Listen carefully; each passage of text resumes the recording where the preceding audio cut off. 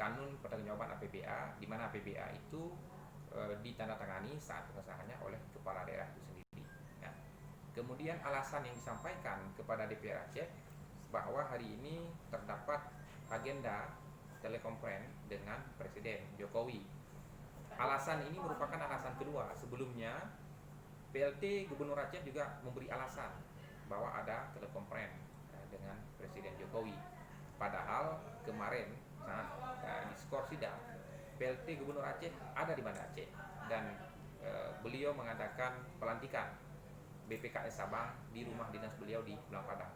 Nah, tentunya apabila tidak bisa pada pagi hari, seharusnya beliau menggeser, memberitahukan kepada kami di DPR Aceh bahwa bisanya siang, atau seperti hari ini. Jadi pagi jam 10 beliau tidak bisa misalnya, tapi kita geser ke malam. Tetapi tidak ada itikat baik sama sekali yang ditunjukkan oleh saudara PLT Gubernur Aceh. Niat beliau itu untuk menghadiri agenda-agenda rapat atau sidang paripurna DPR Aceh. Nah, mengenai dengan usul daripada hak menggunakan interpelasi yang telah diatur sesuai dengan kewenangan perundang-undangan dan juga tata tertib DPR Aceh, ini mengemuka atas berbagai problematika yang ada di Aceh. Di antaranya soal sengkarutnya pengelolaan pemerintah di bawah kendali PLT Gubernur Saudara Insinyur Nova Iriansyah. Begitu juga dengan pengangkangan hubungan kemitraan yang selama ini antara legislatif dengan eksekutif. Begitu juga adanya usul, saran-saran, rekomendasi dari DPR Aceh yang secara hukum seharusnya ditindaklanjuti oleh pemerintah Aceh tapi tidak ditindaklanjuti oleh pemerintah Aceh. Begitu juga dengan poin-poin hal-hal lain yang selama ini itu menjadi sorotan publik dan juga menjadi pertanyaan-pertanyaan dari kami DPR Aceh.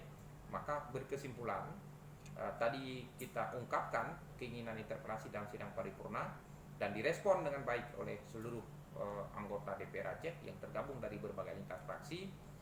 Dokumen usulan interpelasi ini sudah ditandatangani oleh puluhan anggota DPR Aceh dan beberapa hari lagi setelah semuanya terkumpul tanda tangan yang kita perkirakan itu hampir mencapai persentase dari jumlah keanggotaan itu 70% lebih akan segera kami serahkan kepada pimpinan DPR Aceh untuk ditindaklanjuti dalam forum BAMUS dan juga forum sidang paripurna terkait penggunaan hak interpelasi ini.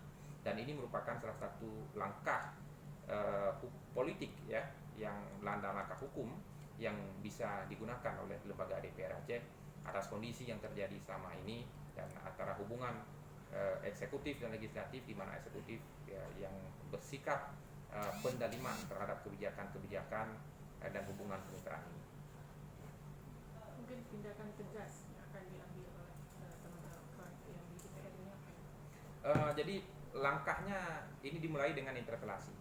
Nanti apakah interpelasi ini akan menuju ke tahap selanjutnya sesuai dengan diatur oleh ketentuan regulasi yang ada, baik itu angket maupun hak menyatakan pendapat dan juga pemakzulan. Ya, semua ada mekanisme. Ini merupakan mekanisme awal yang kami tempuh dan mekanisme awal ini tentunya dibarengi juga dengan data dan fakta. Sejumlah pertanyaan-pertanyaan akan kami ajukan, ya, sedang kita susun. Nanti di dalam sidang paripurna itu akan kita jelaskan, akan kita pertanyakan kepada saudara PLT Gubernur.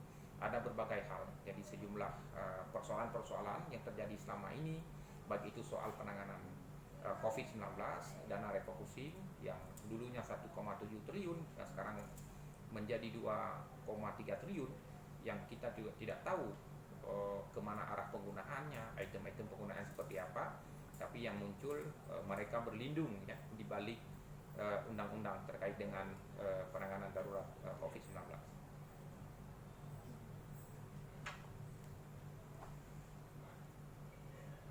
Ini berarti masih tahap awal, Pak. Ya, tahap awal. Karena dia juga akan menginginkan. kalau interpelasi itu hadir tidak hadir akan tetap jalan, dia akan berjalan. Interpelasi itu akan keluar surat keputusan lembaga DPR Aceh.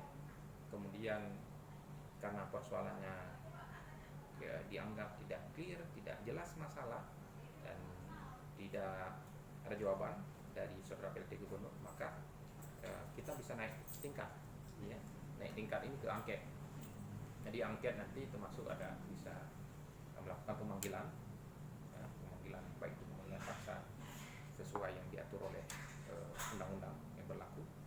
Kemudian setelah itu masih juga ada persoalan-persoalan yang belum jelas, yang belum clear, kita anggap yang masih menjadi batu sandungan terhadap kinerja pemerintah, bisa menyatakan pendapat. Di menyatakan pendapat nanti terakhir bisa dimusnah, dan artinya hasil surat keputusan dari lembaga DPR Aceh nanti akan diteruskan ke Mahkamah Agung. Jadi kasih peringatan awal. Iya,